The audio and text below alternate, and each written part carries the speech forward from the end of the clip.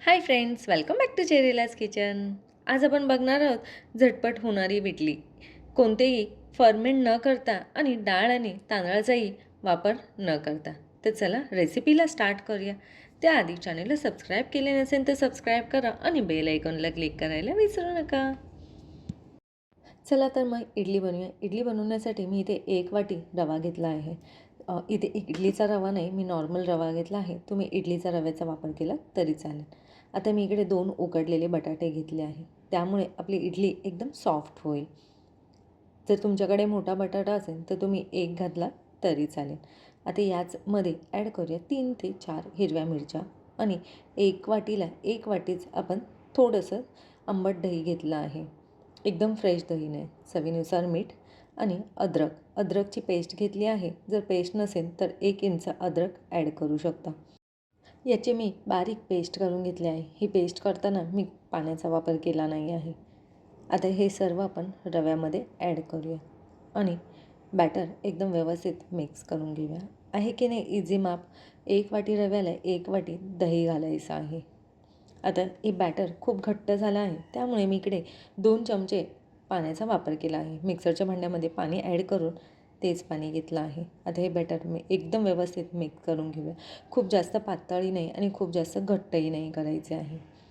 तर तुम्ही इकडे बघू शकता मी कशाप्रकारे बॅटर रेडी केले आहे. आता ह्याला फोडणी द्यायची आहे. त्यासाठी मी इकडे 2 चमचे एवढे तेल घेतले आहे. तेल आपल्याला चांगले गरम होऊन द्यायचे आहे. तेल गरम झाले आहे. आता यातच घालूया 1 चमचा एवढी मोहरी. मोहरीला तडतडून द्यायची आहे. मोहरी तडतडली की यामध्ये 1 चमचा उडीद डाळ आणि 1 चमचा चण्याची डाळ ॲड करायची आहे. तसेच ॲड करूया थोडीशी कढीपत्ता आणि हिंग. हे सर्व मिश्रण आपण लालसर होईपर्यंत भाजून घेणार आहोत. तर तुम्ही इकडे बघू शकता डाळीला मस्त कलर आला आहे आणि खूप छान स्मेलही येत आहे. आता हे सर्व आपण फोडणी घालून घेऊया. फोडणी घालून आपल्याला हे बॅटर परत मिक्स करून घ्यायचं आहे. तर याप्रमाणे बॅटर इकडे मिक्स झालं आहे. आता यामध्येच ॲड करूया कोथिंबीर. तर मी इकडे थोडी कोथिंबीर घेतली आहे. कोथिंबीर ॲड करून परत बॅटर मिक्स करून ठेवूया आणि हे बॅटर आपल्याला 10 ते 15 मिनटं असेच ठेवायचे आहे, जेणेकरून आपला रवा भिजला जाईल. बॅटर रेस्ट होत आहे तोपर्यंत आपण इडलीच्या भांड्याला तेल लावून घेऊया. तर इकडे मी दोन्ही भांड्याला तेल लावून घेत आहे.